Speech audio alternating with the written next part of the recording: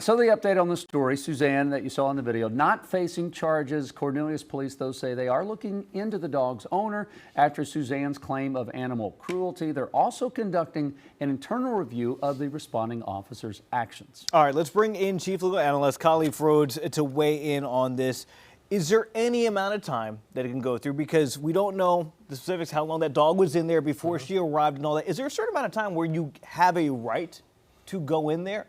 Absolutely not. I mean, officers, the goal, well, let's start with a couple things. Okay. We're not a vigilante type of society. And so in situations like this, the law would expect that you would contact authorities and let them do it. For instance, if you are, she sees the dog in the vehicle, she should have videotaped it, did whatever she did, make the call, and then they take that process. Because I have a couple issues with you going on to people's property regardless to do some type of good Samaritan type of work because it's not your property. Now, if it was a child, I think that could be different. But in this situation, it being a dog, I know folks that are pulling at their heartstrings in the story. The dog was destroying the water. I get it, but it's still another person's property. It meets most of the elements for breaking into a motor vehicle. And so while we talk about charges, I think that's why the officer was kind of so, pushed back with her, because he was like, I could probably charge you, or at least potentially charge you with something.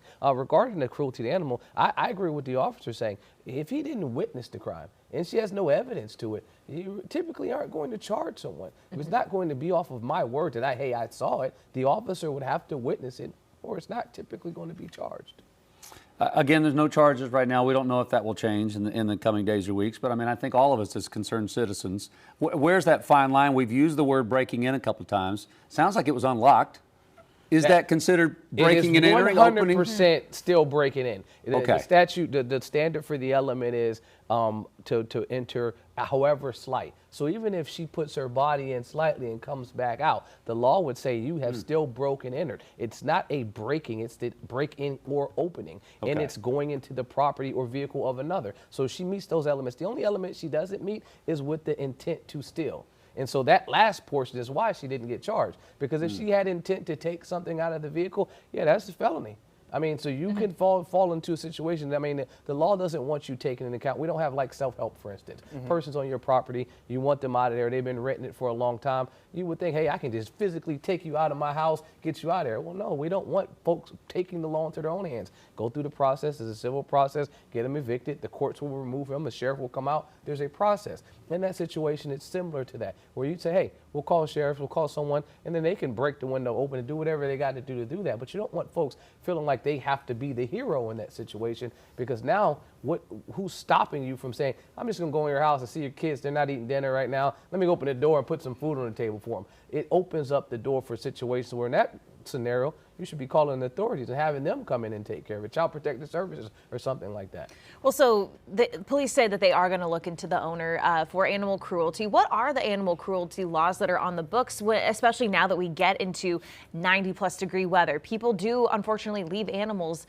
in the car all the time. I mean, you have a misdemeanor component and a felony component. I mean, and so in this situation, I think this probably would have fallen under the animal cruelty if the windows were not up, depending on how long, or not down, I should say, depending on how long the animal was in the car. You would need more than just her saying it. You would need a picture, a video, something to support it, because all you now have is your word versus her word, the individual owner's word versus her word. And when she showed the video, it was with the door open, with the dog drinking water. So it was after the fact. I mean, if you were laying it out and Monday morning quarterbacking it, my thought process would be to come back and be able to say, hey, I took a picture, a video before. I think it would be open and shut. You got this dog in the car.